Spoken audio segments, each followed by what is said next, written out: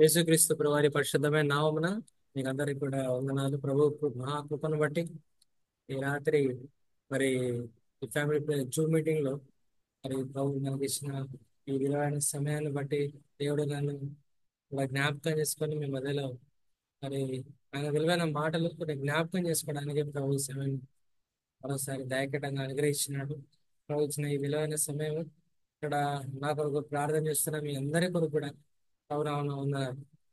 ప్రభు తన చిత్తాన్ని మన పట్ల, తన ఉద్దేశాలు మన పట్ల నెరవేర్చబడడానికి, దేవుని యొక్క ఆ సంకల్పం మన పట్ల నెరవేర్చడానికి మన ఇంకా సరి లెక్కలో ఉంచినాడు. ఈ దినం ప్రభు యొక్క పరిశుద్ధ గ్రంథం, ప్రభు మనకు కలిగించిన పరిశుద్ధ గ్రంథంలో నుండి కొన్ని విలువైన మాటలు మనం చూడడానికి మనం ప్రయత్నం చేద్దాం. విలాప వాక్యములు 2వ అధ్యాయం. విలాప వాక్యములు 2వ అధ్యాయం 18వ వచనములో ఓ మాట రాయబడింది. విలాప వాక్యములు 2వ అధ్యాయం 18. నేను చెబుతాను, దయచేసి అందరూ కూడా బైబిల్ ధరగలిగిన వారు, చదవగలిగిన వారు దయచేసి అందరూ కూడా. జనులు హృదయపూర్వకంగా యెహోవాకు మొరపెట్టుదురు. సియోను కుమారి ప్రాకారమ్మ, నదీ ప్రవాహం వలె దివారాత్రము కన్నీరు పారనిము. విరామము కలగనీయకము, నీ కంటి పాపను విశ్రమింపనీయకము. నీ నీ కంటి పాపను విశ్రమీయకు. నీవు లేచి రేయి మొదటి జామున మొరపెట్టుము. నీళ్లు కుమ్మరించినట్లు ప్రభు సన్నిధిని నీ హృదయమును కుమ్మరించుము. నీ పసిపిల్లలు ప్రాణం కొరకు నీవు చేతులను ఆయన తట్టు ఎత్తుము. ప్రతి విధేయులు ఆకలి కొని వారి మూర్ఛిల్లుచున్నారు. నీ నీవు ఎవని ఎడల ఈ ప్రకారం చేసేదేవో యెహోవా దృష్టించి చూడుము. ఇక్కడ రాయబడిన ఎంతో ప్రాముఖ్యమైన మాటలు ఇక్కడ మనకు కనబడుతున్నాయి. దయచేసి మాటలు మనము జ్ఞాపకం. నీ కంటి పాపను విశ్రమేకును, నువ్వు లేచి రేయి మొదటి జామున మొరపెట్టుము. నీళ్లు కుమ్మరించినట్టుగా ప్రభు సన్నిధిని హృదయమును కుమ్మరించుము. నీ పసిపిల్లల ప్రాణం కొరకు నీ చేతులను ఆయన తట్టు ఎత్తుకొనుము. ఆ విధంగానే విలాప వాక్యములు 3వ అధ్యాయము 25వ వచనం. విలాప వాక్యములు 3వ అధ్యాయము 25వ వచనాన్ని కూడా మనం చూసుకుందాం. తన్ను ఆశ్రయించు వారి ఎడల యెహోవా దయాళుడు, తన్ను వెదుకు వారి ఎడల ఆయన దయచూపు వాడు. నరులు ఆశ కలిగి యెహోవా అనుగ్రహించు రక్షణ కొరకు ఓపికతో కనిపెట్టుట మంచిది. యవన కాలమున కాడి మోయట నరునికి మేలు. అతని మీద దాన్ని మోపువాడు యెహోవాయే కనుక అతడు ఒంటరిగా కూర్చుని మౌనంగా ఉండవలను. నిరీక్షణ ఆధారం కలుగునేమో అని అతడు బూడిదలో మూతి పెట్టుకొనవలను. అతడు తన్ను కొట్టువాని తట్టుని చెప్పని త్రిప్పవలను. అతడు నిందలో నింపబడను. ప్రభు సర్వకాలము విడనాడు. ఆయన బాధ పెట్టినను తన కృపా సమృద్ధిని బట్టి జాలిపడును. హృదయపూర్వకముగా ఆయన నరుల విచారమునైనను బాధలను కలగా చేయడు. విలాప వాక్యముల గురించి మనం చూస్తే ఇర్మియా ప్రవక్త ద్వారా విలాప వాక్యములు మరి పరిశుద్ధాత్మ దేవుడి ప్రేరేపణ ద్వారా రాయబడింది. ఇక్కడ రాయబడిన 3వ అధ్యాయంలో ఒక మాట రాయబడింది. ఆయన బాధ పెట్టినను తన కృపా సమృద్ధిని బట్టి జాలి పడును. హృదయపూర్వకంగా ఆయన నరులకు విచారణను బాధలను కలగేయడు. చూడండి, మనుషులమైన మనము మరి చాలాసార్లు మనము ఇతరులకు బాధ కలిగడానికి కానీ, ఇతరులకు మరి నష్టపూర్వకంగా మనం ఉండడానికి కానీ మనము ఉంటాం. కొన్నిసార్లు మనము తెలిసే కొన్ని చేస్తాం, హృదయపూర్వకంగా మనం కొన్ని చేస్తాం. కానీ ప్రభు ఏమంటారంటే ఆయన బాధ పెట్టినను తన కృపా సముద్రుడి జాలి పడను. ఈ జాలి, ఈ కరుణ, ఈ దయ, ఇవన్నీ కూడా చాలా ప్రాముఖ్యమైన మాటలని మనం జ్ఞాపకం చేసుకోవాలి. విలాప వాక్యములలో ఎంతో శ్రేష్టకరమైన మాటలు ఇక్కడ ప్రభు రాస్తున్నాడు. ఆ అతడు బూడిదలో మూతి పెట్టుకునవలను. అతడు తన కుటుంబాన్ని తట్టు తన చెప్పను తిప్పవలను. అతడు నిందతో నింపబడవలను. ప్రభు సర్వకాలమును విడవనాడు. ప్రభు మనల్ని విడిచే దేవుడు కాదని ప్రభు జ్ఞాపకం చేస్తున్నాడు. విలాప వాక్యముల ద్వారా దేవుడు మనకు జ్ఞాపకం చేస్తున్న చాలా ప్రాముఖ్యమైన విషయాలు కదా. విలాపము అనగా ఏంటి?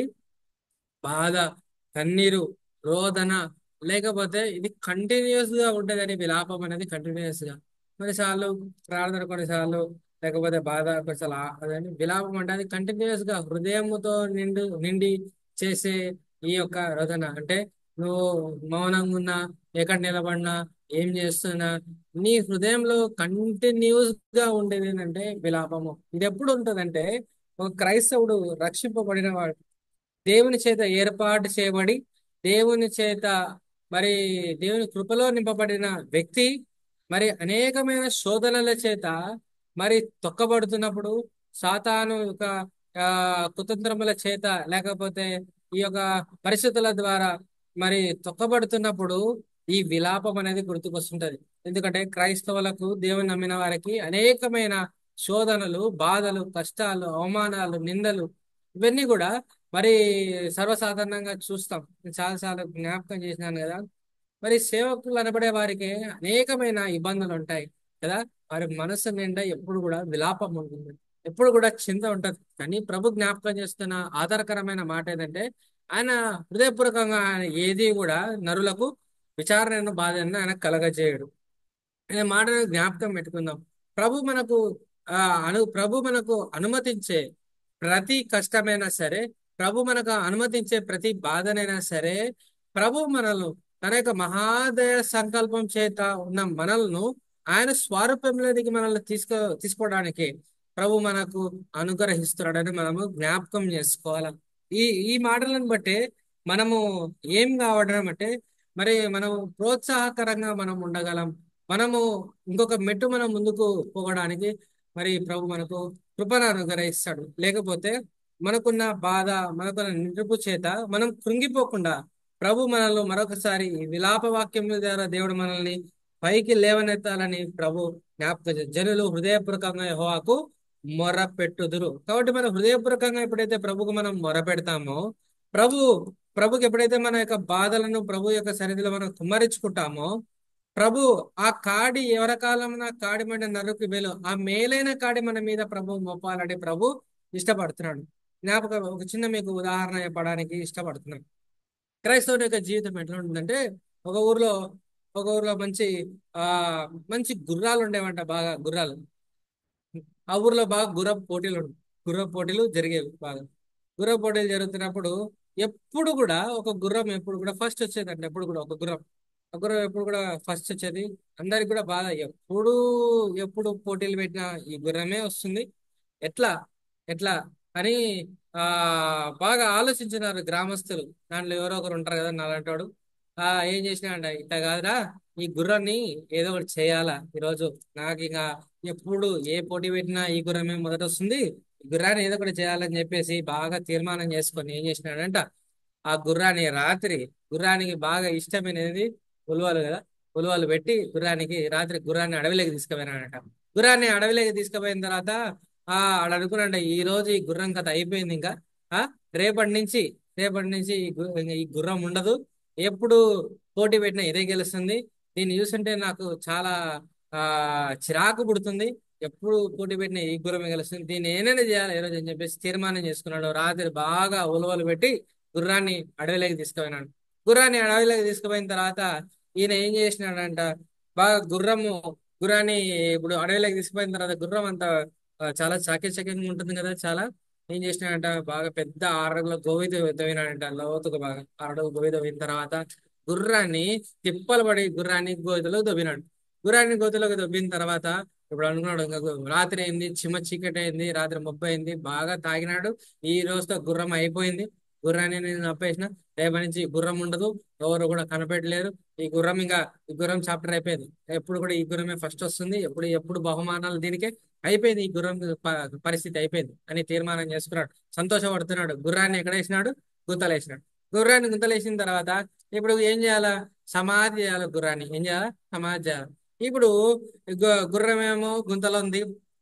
గుర్రానికి అర్థం కావట్లా, ముందుకు పోనీకి రాకుంది, వెనకలికి రాకుంది, పైకి ఎక్కనికి రాకుంది.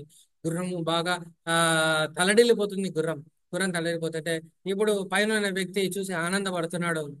చీకటి అయింది, ఆ చిమ్మ అయిపోయింది, ఇంకా గుర్రం పరిస్థితి అయిపోయింది అని చెప్పేసి ఇప్పుడు గుర్రాన్ని సమాధి చేయాలి కదా, గుర్రాన్ని చంపేయాలి కదా. ఇప్పుడు ఏం చేసినాడంట, మన్ను తీసుకొని వేయడం ఆరంభించినాడు. మన్ను తీసుకొని లోపల వేస్తున్నాడు. అంతా ఒకటేసారి వేయలేడుగా. ఆ నీకు అర్థమవుతుందా? అంతా ఒకటేసారి ఏం చేస్తున్నాడు, కొంచెం కొంచెం కొంచెం కొంచెం మన్ను దొబ్బుతున్నాడు, వేస్తున్నాడు. ఈ గుర్రము గుర్రము లోపల ఉంది కదా, గుర్రం గుర్రం అనుకుంది, అరే ఈ మన్నేస్తున్నారు అని చెప్పి గుర్రము రెండు కాళ్ళు తీసుకొని వేసిన మన్ను మీద కాలు పెడుతుంది. మళ్ళా ఆయన మన్నేసే కొద్ది ఇంకో రెండు కాళ్ళు తీసుకొని ఇంకోసారి పెడుతుంది. అట్లా గుర్రం ఏం చేస్తాడ, పైకి పైకి పైకి పైకి పైకి వచ్చింది.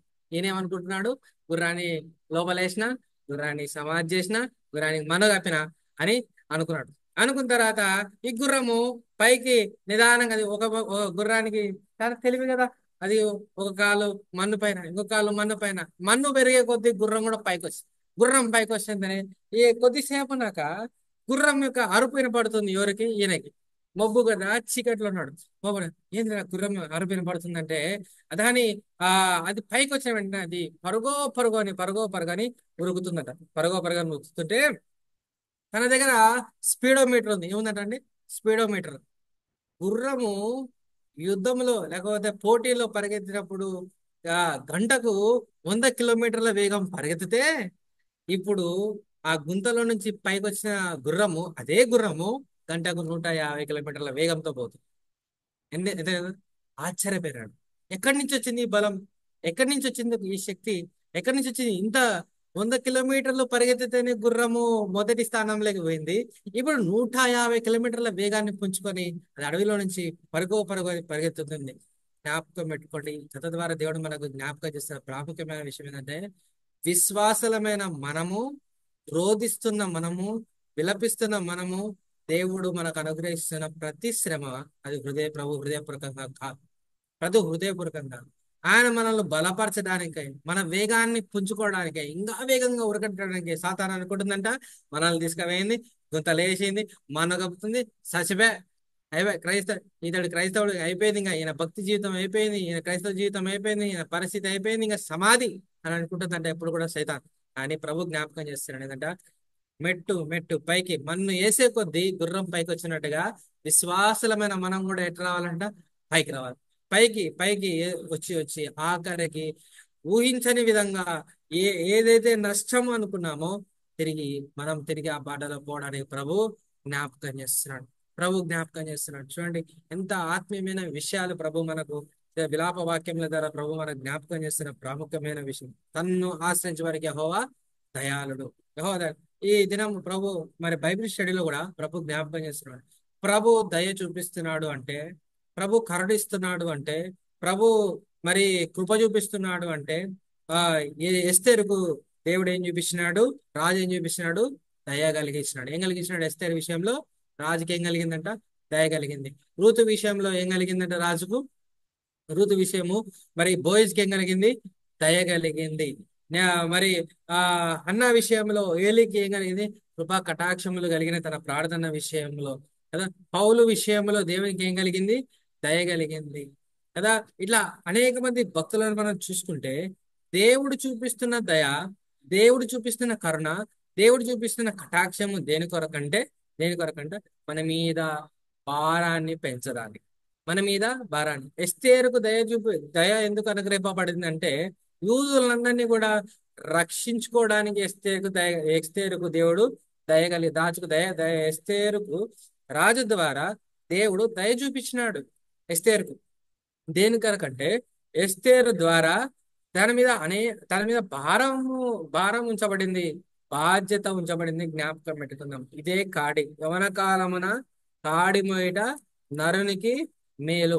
ఎవరికి మేలు? యెహోవా దయను పొందిన వారికి మేలు.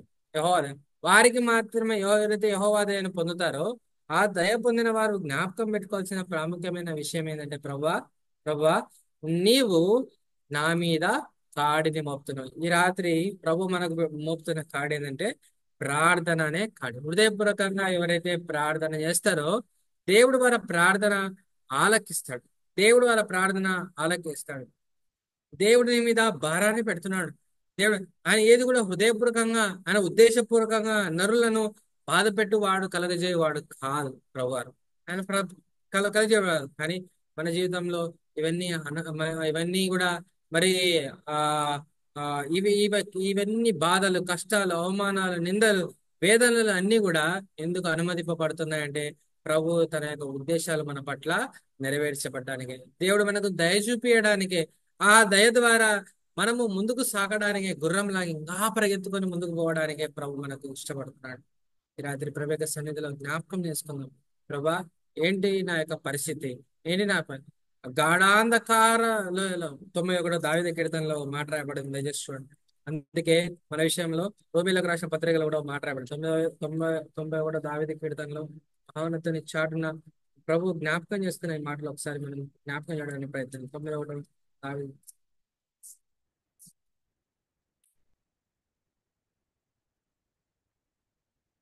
వేటగాని గురిలో నుండి ఆయన ఆయన నిన్ను విడిపించును.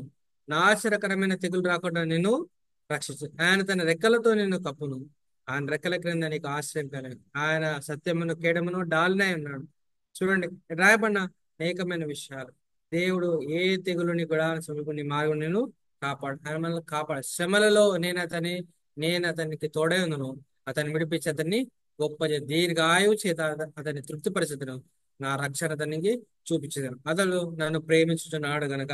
దేవుడు ప్రేమించిన వారికి దేవుడు అనుగ్రహిస్తున్న ప్రతి శిక్ష, ప్రతి ఒక్క కష్టము, ప్రతి ఒక్క ఇబ్బంది ఏదైనా సరే ఆయన ఉద్దేశపూర్వకంగా కాదని ప్రభు జ్ఞాపకం చేస్తాడు. హృదయపూర్వకంగా ప్రభు ఆ విధంగా చేయడు, మనుషులు చేసినట్టుగా ఆయన చేయడు. కానీ ప్రభు జ్ఞాపకం, మనం ఇంకా ప్రార్థనలో లోతుగా పోవడానికి, ఇంకా ఇంకా వేగాన్ని పుంజుకోవడానికి, ఎవరి ప్రార్థన అనేది మనం మర్చిపోకుండా ప్రతి ఒక్కరి కొరకు భారం కలిగి ఉండాలని ప్రభు ఈ రాత్రి మనకు జ్ఞాపకం చేస్తాం. రోమీయులకు రాసిన పత్రిక 8వ అధ్యాయంలో ఒక మాట రాయబడింది. మనము దేవుని పిల్లలమని ఆత్మే ఆత్మ తానే మన ఆత్మతో కూడా సాక్ష్యం ఇచ్చున్నాడు.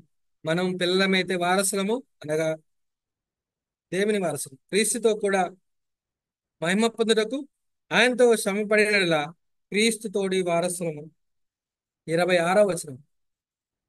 అటువలే ఆత్మయు మన బలహీనతను చూసి సహాయం చేస్తున్నాడు. ఎలనగా మనం యుక్తముగా ఎలాగూ ప్రార్థన చేయవలనో మనకు తెలియదు, కానీ ఉచ్చరింప శక్యము కాని మూలుగులతో ఆత్మ తానే మన పక్షమున విజ్ఞాపన చేయుచున్నాడు.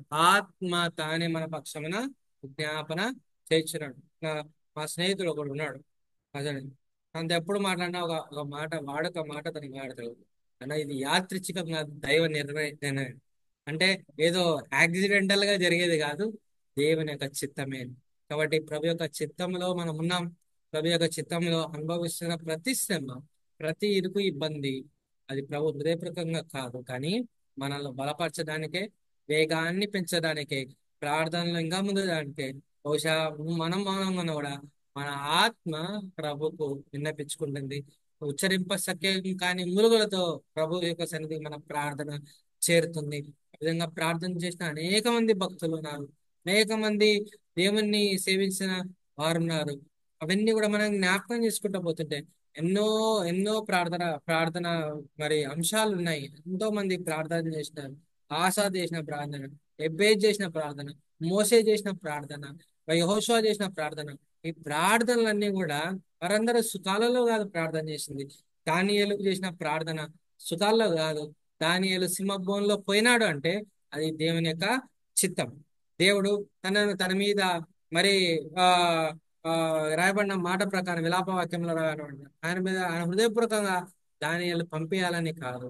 షడ్రక్ మెషక్ అబేద్నెగోలను మరి ఆ అగ్నిగుండంలో వేయాలని ప్రభు యొక్క హృదయపూర్వక ఉద్దేశం కాదు. కానీ వారు లోపలికి పోయిన తర్వాత, ఇప్పుడు కనుక జ్ఞాపకం పెట్టుకోండి, సింహపు బోన్లో పోయిన తర్వాత ఎవరున్నారు అక్కడ? దేవుని దూత సింహభవనంలో పోయిన తర్వాత. షడ్రక్ మెషక్ అబేద్నెగో అగ్నిగుండంలోకి పోయిన తర్వాత ఎవరున్నారు? దేవుని యొక్క దూత ఉంది, దేవుడు ఉన్నాడు అక్కడ. అంటే జ్ఞాపకం పెట్టుకోండి, చాలు మనం ఇబ్బంది గల కొలిమిలోకి పోయిన తర్వాత అక్కడ మనం ఏమంటాం సార్, సింహభవనంలో మొదట దేవుడు అక్కడ కనపడితే తర్వాత నేను లోపల పోతాను. ఫస్ట్ దేవుడు కనపడాలి. కానీ ప్రభు ఏమంటాడు తెలుసా, ఫస్ట్ మనం లోపల పోతే అక్కడ ప్రభు ఉంటాడు. కాబట్టి ఇబ్బందికరమైన కొలిమిలోకి మనం ప్రవేశిస్తున్నాం. అనేకమైన సంవత్సరం అందంలోకి వచ్చినాం. నవంబర్ మాసము మధ్య భాగంలోకి వచ్చేసినాం. కొద్ది రోజులు ఉంటే ఇక పండగ, ఇవన్నీ కూడా వాతావరణంలోకి మనం వెళ్ళిపోతున్నాం. కానీ ఇప్పటికన్నా మన జీవితంలో మార్పు లేకపోతే, మన యొక్క రక్షణ జీవితంలో, మన ఆత్మీయమైన జీవితంలో మన వేగాన్ని మనం పుచ్చుకోకపోతే, ఇంకా ఎక్కడేసిన గొంగలి అక్కడనే ఉంటే, ఊసర వెళ్ళిలాగా రంగులు మార్చుకుంటుంటే జాగ్రత్త, సంవత్సరాలు గడిచిపోతాయి. వయసు అయిపోతుంది. ఏదో ఒక రోజు మనం కూడా గుర్రాన్ని లోపల పెట్టినట్టు మనల్ని కూడా లోపల పెడతారు, కానీ పైకి ఎక్కడానికి మనకు శక్తి ఉండదు, ఉరకడానికి మనకు బలం ఉండదు.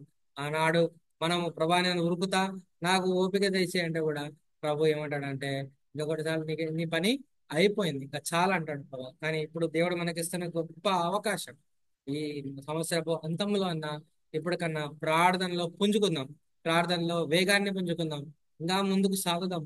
ప్రభుకు ప్రభుకు ప్రభు మన మీద ఒక పాట జ్ఞాపకం పెట్టుకోండి. ప్రభు మన మీద జాలి చూపిస్తున్నాడంటే మన మీద బాధ్యతను పెంచుతున్నాడని. ఎస్తేరుకు జాలి చూపించినాడంటే బాధ్యతను పెంచుతున్నాడు. దానియేలు మీద నపుంసకుల అధిపతి కటాక్షాన్ని చూపించినాడు అంటే దానియేలు మీద భారం పెంచబడింది, భారం మీద బాధ్యత పెంచబడింది. ఈ దినం నువ్వు నేను కూడా దేవుని యొక్క దయ, కటాక్షము, కరుణ, జాలి పొందుతున్నామంటే మన మీద భారం పెంచబడుతుంది. ఏం భారం అదంటే ప్రార్థన భారం. ఆ ప్రార్థన భారాన్ని మనం చేయగలిగితే ఈ రాత్రి ప్రభు యొక్క సన్నిధిలో అనేక ఆత్మలు మనం సంపాదించుకోగలం, అనేక మందిని ప్రభు దగ్గర నడిపించగలం. ఈ సంవత్సరము మనలో ఎంతమంది దేవుని యొక్క సన్నిధికి ఎన్ని ఆత్మలను మనము ప్రభువుకు ప్రభువుకు ఎత్తి చూపించినాం. అందుకే కదా ఇక్కడ రాయబడిన విలాప వాక్యం 2వ అధ్యాయంలో ఏం రాయబడింది? మీ పిల్లలను ఏం చేయాలంట? ఎత్తి చూపియాలి. చూపిస్తున్నామా? ఎక్కడున్నారు? మనకు పిల్లలే లేరు. ఆ పిల్లలు లేరు. పక్కనున్న పిల్లల గురించి మనం వాళ్ళ పిల్లల గురించి మనం ప్రార్థన చేయాలి. నీ పిల్లలు ఎక్కడ? ఎక్కడ మన పిల్లలు? నారా మన పిల్లలు? మన పిల్లలు ప్రభు అడుగుతున్నాడు, నీ పిల్లలు ఎక్కడా? ఎక్కడ నీ పిల్లలు? ఆ పిల్లల గురించిన భారము మనకు ఉంచబడిందని ప్రభు జ్ఞాపకం. ఈ పిల్లలు ప్రభు యొక్క సన్నిధిలో ఎత్తి చూపించాలి. ఏ ఆత్మ కొరకు నువ్వు ప్రార్థన చేస్తున్నావు? ఈ ఆత్మ ప్రభును ఈ సంవత్సరం సంపాదించుకోగలిగినావా? ప్రభు దగ్గర వారిని చూపించగలిగినావా? ప్రభు దగ్గర వాళ్ళ కొరకు ప్రార్థన చేయగలిగినామా? ప్రభా, ఈ ఇంకా రక్షింపబడలేదు, ఇంత ఏ భారం మనకుంది? ఈ సంవత్సరం అయిపోతుంది, మళ్ళా వచ్చే సంవత్సరం ఒకటే పద్ధతి, ఒకటే విధంగా ఒకటే విధంగా మన యొక్క జీవనం ఉండకూడదని ప్రభు జ్ఞాపకం చేస్తుంది. ప్రియమైన సంగమ, ప్రభు ఇస్తున్న ఈ ప్రాముఖ్యమైన హెచ్చరికలు మన జీవితంలో మార్పు పొందడానికి అని ప్రభు జ్ఞాపకం చేస్తున్నాను.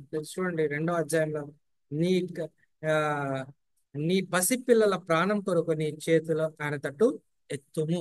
ఏదైనా పసిపిల్లల ప్రాణం అంటే అర్థం ఏంటి?